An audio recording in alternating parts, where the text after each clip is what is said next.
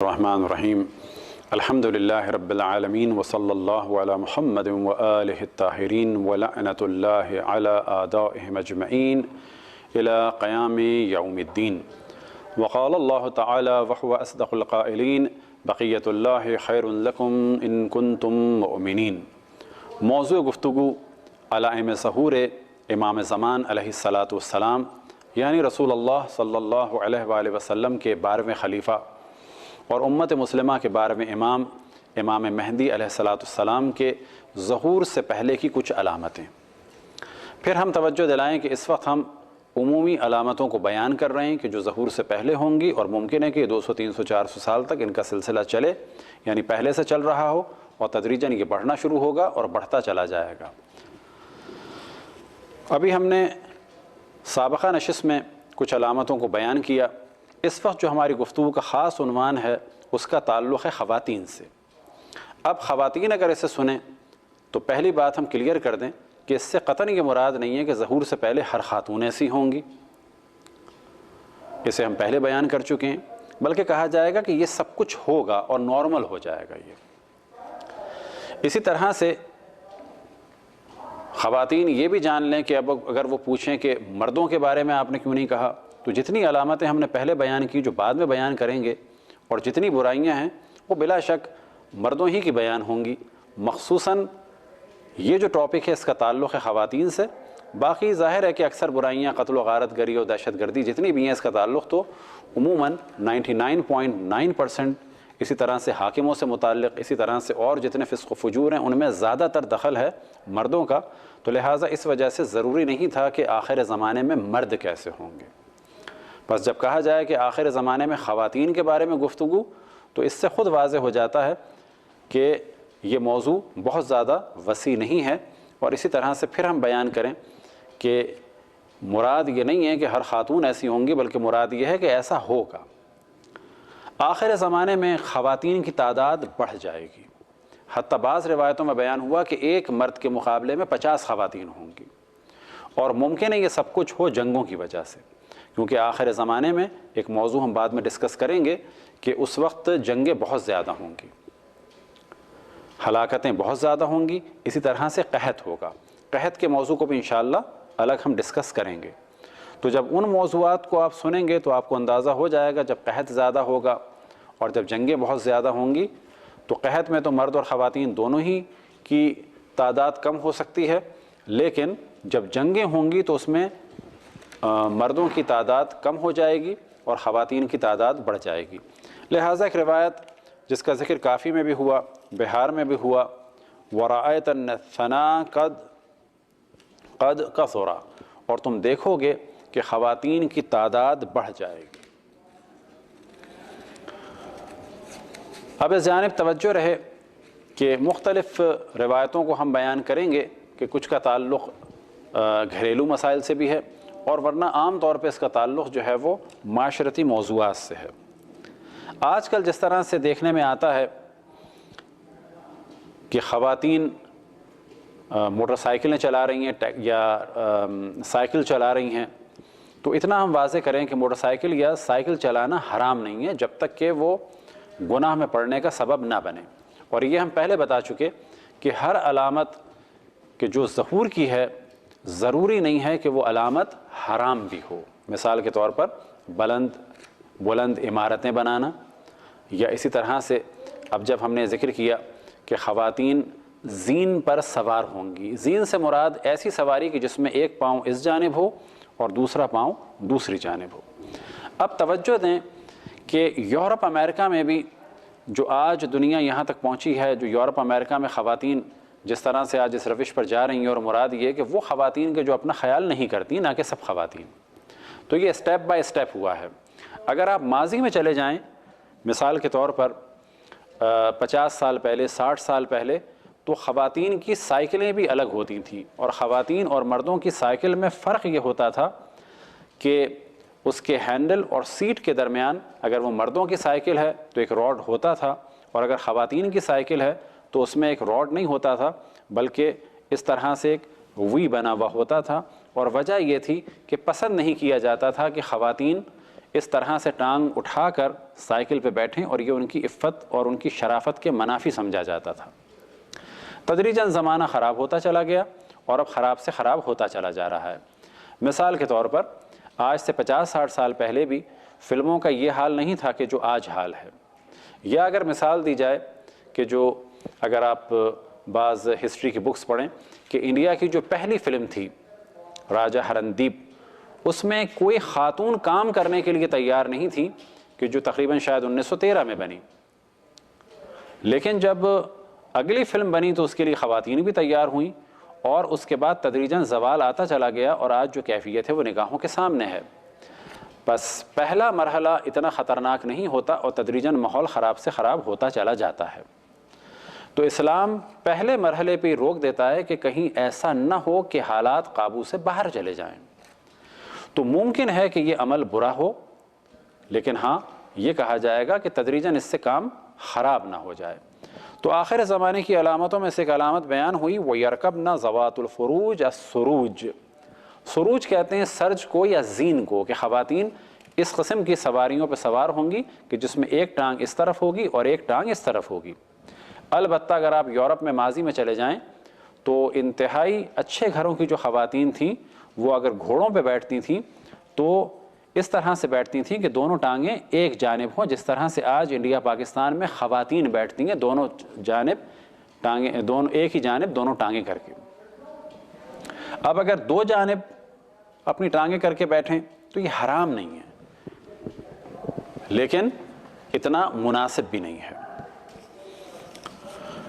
اب ایک روایت بیان ہوئی، وَرَأَيْتَ أَكْثَرَ النَّاسَ وَخَيْرَ بَيْتٍ مَنْ يُسَاعِدُ النِّسَاءَ عَلَى فِسْقِهِنَّ۔ یہ ایک موضوع بڑا اچھا ہے، اور کہا جا سکتا ہے کہ اس کا اگر ترجمہ کیا جائے آج کل کی زبان میں تو اور موضوع بڑا اچھا ہو جائے گا، وَرَأَيْتَ أَكْثَرَ النَّاسَ وَخَيْرَ بَيْتٍ، کہ تم دیکھو گے کہ اکثر لوگ، وخیر بیت یعنی اچھا گھرانہ، کہ تم دیکھو گے کہ اکثر لوگ، اور اچھا گھرانہ کسے کہا جائے گا؟ مَن یُسَاعِدُ النِّسَاءَ عَلَى فِسْقِهِنَّ، جن کی خواتین جو اپنی خواتین کے گناہوں میں مددگار ہوں، انہیں کہا جائے گا کہ یہ اچھے گھر کے لوگ ہیں۔ کہ جیسے آج کہا جاتا ہے کہ اگر خواتین کسی گھر کی باپردہ ہوں تو کہا جاتا ہے کہ نہیں ایسے ہی ہیں، اور اگر خواتین کسی گھر کی بہت بے پردہ ہوں اور بہت زیادہ جو ہے وہ آپے سے باہر ہوں تو کہا جاتا ہے بڑی ماڈرن فیملی ہے، اچھی فیملی ہے، باعزت فیملی ہے، مالدار لوگ ہیں۔ تو یہ تدریجاً معاشرہ خراب ہو رہا ہے، اور یہ خراب ہوگا، کتنا خراب ہوگا یاد رکھیں کہ ابتدا ہر چیز کی انتہائی نچلے درجے سے ہوتی ہے اور تدریجاً خرابیاں بڑھتی چلی جاتی ہیں۔ وَرَأَيْتَ أَكْثَرَ النَّاسِ وَخَيْرَ بَيْتٍ مَن يُسَاعِدُ النِّسَاءَ عَلَى فِسْقِهِنَّ، کہ اچھا گھرانہ اسے کہا جائے گا کہ جو اپنی خواتین کے گناہوں میں مددگار ہوں گے۔ میاں بیوی کے تعلقات کیسے ہوں گے؟ تو اس جانب توجہ رہے۔ وَرَأَيْتَ الْمَرْأَةَ تَقْهَرُ زَوْجَهَا، کہ تم دیکھو گے کہ خواتین غضبناک ہوں گی اپنے شوہروں پر، یعنی بیویاں غضبناک ہوں گی اپنے شوہروں پر۔ وَتَعْمَلُ مَا لَا يَشْتَهِي، اور ایسے کام کریں گی کہ جو شوہر کو پسند نہیں ہوں گے۔ وَيُنْفَقُ عَلَى زَوْجِهَا، اسی طرح سے آخر زمانے میں خواتین ایسی ہوں گی کہ جو اپنے شوہر کی کفالت کریں گی۔ اب ظاہر ہے اگر ان تینوں چیزوں کو ملایا جائے، جب بیوی شوہر کی کفالت کرے گی اور اگر کرتی ہے تو اس کو ثواب ملے گا۔ ایسا نہیں ہے کہ بیوی نوکری نہیں کر سکتی، شوہر اگر نوکری کر کے بیوی کو سپورٹ کرتا ہے تو بہت اس پر تو یہ کام واجب ہے۔ بیوی اگر نوکری کر کے شوہر کو سپورٹ کر رہی ہے تو بلا شک واجب نہیں ہے، لیکن اگر وہ کام جائز ہے تو بلا شک کہا جائے گا کہ یہ کام اچھا ہے، اسے اس کا ثواب بھی ملے گا۔ اور لیکن اس کے معنی یہ نہیں ہے کہ وہ اپنے شوہر کی انسلٹ کرے۔ انسلٹ اگر کرتی ہے تو وہ توہین کر رہی ہے اور یہ کام غلط ہوگا۔ لیکن عام طور پر یہ ہوتا ہے کہ جب کوئی کسی کا خیال کرتا ہے تو اس پر ایک اپنی حکومت بھی جماتا ہے۔ تو یہاں پر بیان ہوا وَرَأَيْتَ الْمَرْأَةَ تَقْهَرُ زَوْجَهَا وَتَعْمَلُ مَا لَا يَشْتَهِي وَيُنْفَقُ عَلَى زَوْجِهَا، کہ تم دیکھو گے کہ خاتون غضبناک ہوتی ہے اپنے شوہر پر اور ایسے کام کرتی ہے کہ جو شوہر کو پسند نہ ہو اور شوہر پر مال خرچ کرتی ہے۔ پھر ایک روایت نقل ہوئی رسول اللہ صلی اللہ علیہ وسلم سے، اور یہ بھی بہار میں ہے، اور پہلی والی روایت بہار میں ہے، وَأَطَاعَ الرَّجُلُ زَوْجَهُ، کہ شوہر اپنی زوجہ کی اطاعت کرے گا۔ پھر ایک موضوع کہ جو ہم پہلے ڈسکس کر چکے ہیں لیکن دوبارہ ہم اس کو ڈسکس کریں کہ ظہور سے پہلے خواتین حکومت بھی کریں گی، آیا خواتین کا حکومت کرنا غلط ہے، حرام ہے؟ اس موضوع کو ہم ڈسکس نہیں کرتے، لیکن ہاں اتنا ضرور کہتے ہیں کہ فاسق مردوں کا بھی حکومت کرنا غلط ہے۔ بعض دفعہ کہا جاتا ہے جی خواتین حکومت نہ کریں، تو جو پاکستان میں جس قسم کے مرد حاکم کر رہے ہیں کہ ان کی حکومت جائز ہے؟ اسلام میں حکومت ایک عادل مرد کی، البتہ اگر خواتین کچھ امور سنبھالتی ہیں تو اس میں کوئی حرج بھی نہیں ہے۔ وَرَأَيْتَ النِّسَاءَ قَدْ غَلَبْنَ عَلَى الْمُلْكِ، کہ تم دیکھو گے کہ خواتین حکومت پر غالب ہو جائیں گی، غالب آ جائیں گی۔ وَغَلَبْنَ عَلَى كُلِّ أَمْرٍ، اور ہر حکم پر غالب آ جائیں گی، اور کوئی حکم ایسا نہیں ہے جو دیا جائے گا بغیر ان کی خواہشات کے۔ اب جو اس وقت دنیا کا سلسلہ چل رہا ہے کہ جس کو ابھی بھی بہت اچھی فیملیز پسند نہیں کرتی، چاہے وہ یورپ اور امریکہ ہی میں کیوں نہ ہو، تو ذہن میں رکھیں کہ یورپ امریکہ میں بھی تدریجاً کلچر خراب ہوا ہے۔ وہ کیا ہے آخر زمانے میں؟ یتشبہ الرجال بالنساء والنساء بالرجال، کہ مرد اپنا حلیہ خواتین جیسا بنائیں گے اور خواتین اپنا حلیہ مردوں جیسا بنائیں گی۔ تو اسلام میں مذمت ہے کہ مرد ایسا حلیہ بنائے کہ عورت لگے، اور غلط ہے عورت کے لیے کہ وہ ایسا حلیہ بنائے کہ مرد لگے یا مردوں والا حلیہ اپنائے۔ اب یہاں پر ایک دو مسائل بھی بیان کر دیتے ہیں کہ فرض کریں کہ سوال کیا جائے کہ خواتین اپنے بال کٹوا سکتی ہیں، تو جواب یہ ہے کہ خواتین اپنے بال کٹوا سکتی ہیں، اپنا ہیئر اسٹائل اچھا بنا سکتی ہیں، شرط یہ ہے کہ نامحرم ان کو نہ دیکھے اور نامحرم ان کے بالوں کو نہ چھوئے، اور یہ کام کوئی نامحرم مرد نہ کرے۔ اسی طرح سے جو ہیئر اسٹائل انہوں نے اپنایا ہو وہ ایسا نہ ہو کہ جو مردوں والا ہو۔ اسی طرح سے مرد اپنے بال بڑھا سکتے ہیں تو کہا جائے گا بڑھا سکتے ہیں، لیکن ایسا حلیہ نہیں بنا سکتے کہ جو عورتوں والا حلیہ ہو۔ کیا مرد اپنی آئی برو سیٹ کر سکتے ہیں، اچھی کر سکتے ہیں؟ تو جواب یہ کر سکتے ہیں۔ خواتین کر سکتی ہیں؟ کر سکتی ہیں، لیکن ایسا حلیہ نہیں بنانا ہے مردوں کو کہ جس سے وہ لگیں کہ وہ خواتین والا اسٹائل ہو۔ اسی طرح سوال ہوتا ہے کہ وہ بھی ہم ضمناً بیان کر دیں، آیا مرد پیڈیکیور، میڈیکیور، فیشل کرا سکتے ہیں؟ بالکل کرا سکتے ہیں، لیکن ایسا حلیہ بنانا کہ جس کے بعد وہ عورت لگیں یا عورتوں والی ان کی ادائیں ہوں یا عورتوں والا ان کا اسٹائل اپنائیں یا عورتوں والا لباس پہنیں، یہ سب کچھ حرام ہے۔ لعن اللہ المتشبہات من النساء، خداوند تبارک و تعالیٰ کی لعنت ہے ان خواتین پر کہ جو مردوں والے حلیے اپنائیں، اور اسی طرح سے خداوند تبارک و تعالیٰ کی لعنت ہے ان مردوں پر کہ جو خواتین جیسا اپنا حلیہ بنائیں۔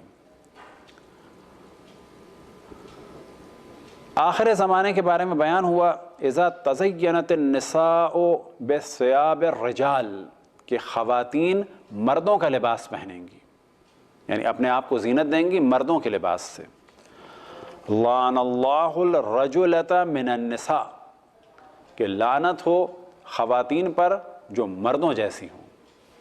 اسی طرح سے روایت میں نقل ہوا لعن اللہ المخنثین من الرجال، کہ لعنت ہو ان مردوں پہ کہ جو خواتین جیسا اپنا حلیہ بنائیں۔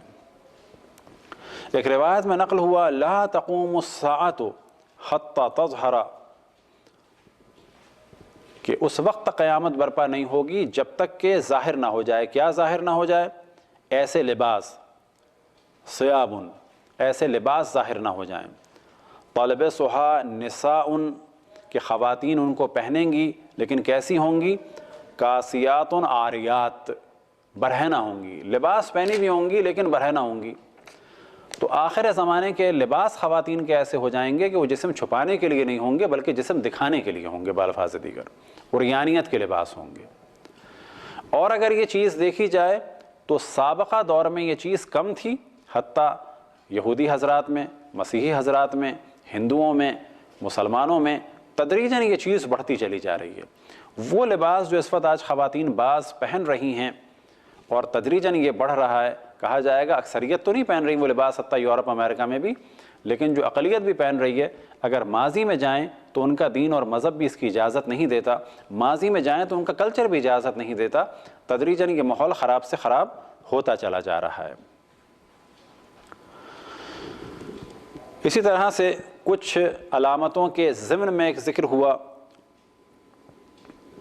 اذا رفع البنیان، کہ جب بلند ہو جائیں عمارتیں، وشاور النسوان، اور جب خواتین سے مشورے کیے جائیں۔